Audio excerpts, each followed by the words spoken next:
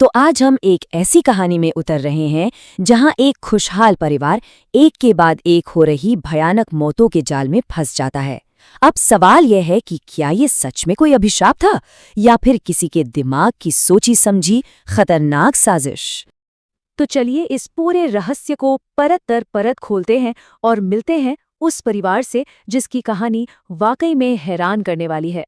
मुल्यांतो परिवार इलाके के सबसे अमीर और कामयाब लोगों में से एक। वजह थी उनके बेहद उपजाऊ बागान।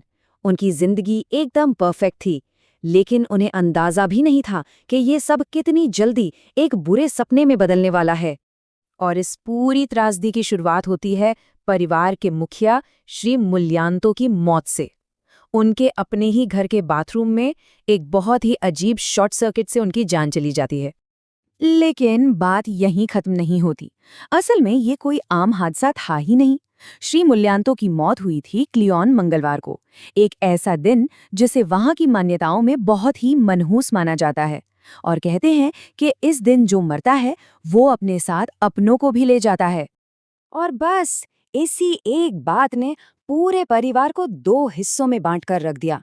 एक तरफ था बड़ा बेटा सैसा, जो एक डॉक्टर था और इन सब बातों को अंधविश्वास मानता था, और दूसरी तरफ थे उसके छोटे भाई बहन, जिन्हें पूरा यकीन था कि ये एक असली अभिशाप है। सैसा की बातों का कोई मतलब नहीं था, क्योंकि जो होने वाला था वो किसी के कंट्रोल में नहीं था। एक के बाद एक ऐसी भयानक घटनाएं होने लगी जिन्हें सिर्फ एक हादसा कहना बहुत मुश्किल था। कुछ ही दिन गुजरते हैं और घर की माँ एबू की भी मौत हो जाती है। कैसे? एक छत का पंखा अचानक बिना किसी वजह के उन पर आ गिरता है। और फिर बारी आती है सैसा की, वही सैसा जो इन सब बातों को अंधविश्वास कहता था। उसे अपने मरे हुए माँ बाप के भूत दिखने लगते हैं, जो उसे डराते हुए एक मुर्दा घर तक ले जाते हैं और वहीं गिरकर उसकी भी मौत हो जाती है। जरा सोचिए, एक हफ्ता भी नहीं बीता और एक पूरा हंसता खिलता परिवार लगभग खत्म। 3 मौतें, और हर मौत अपने आप में एक अनसुलझी पहेली। अब घर में बचे थे सिर्फ 2 बच्चे, नूरी और यांदा, डरे हुए, सहमे हुए और बस किसी भी तरह इस खूनी सिलसिले को रोकने के लिए बेताब। जो वो गांव के मुखिया, जो बड़ा हमदर्द बन रहा था, उसके कहने पर वो एक तांत्रिक के पास पहुंचते हैं, और वहां जाकर उन्हें जो पता चलता है वो उनके होश उड़ा देता है। तांत्रिक बताती है कि ये कोई मामूली श्राप नहीं है, किसी ने बहुत शातिर तरीके से काले जादू का इस्तेमाल किया है और उनके घर में मुर्दा घर की मिट्टी से भरी एक थैली रख दी है, जो मौत को अपनी तरफ खींच रही है। और इस जानलेवा श्राप से बचने का रास्ता वो और भी ज्यादा अजीब था। एक पुराना जावानीज अनुष्ठान जिसका नाम था तापा पेंडेम। इसमें जिंदा लोगों को गर्दन तक जमीन में गाड़ दिया जाता है ताकि मौत को ये लगे कि ये लोग भी मर चुके हैं और वो उन्हें छोड़कर चली जाए। और कमाल देखिए, जैसे ही ये अजीब सा अनुष्ठान शुरू होता है, कहानी का पहला और सबसे बड़ा राज सामने आ जाता है। एक ऐसा राज जो परिवार के अंदर ही छिपा था। अनुष्ठान का असर बिल्कुल उल्टा होता है।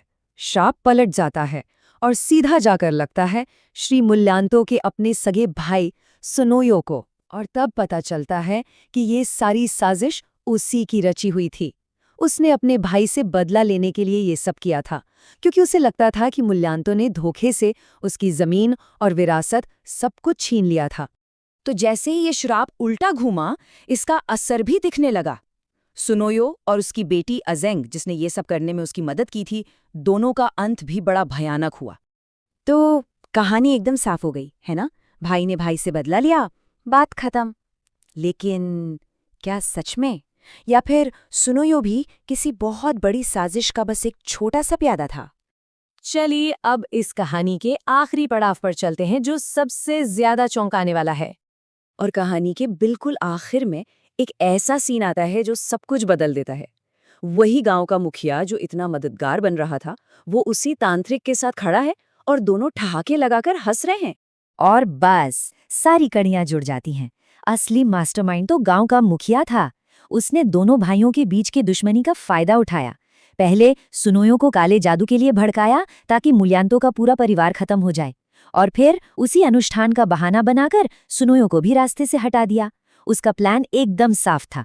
दोनों परिवार खत्म और उनकी बेशकीमती जमीन उसकी। वो कभी उनका दोस्त था ही नहीं, वो तो बस मौके की तलाश में एक शिकारी था जो शराफत का नकाब पहने हुए था।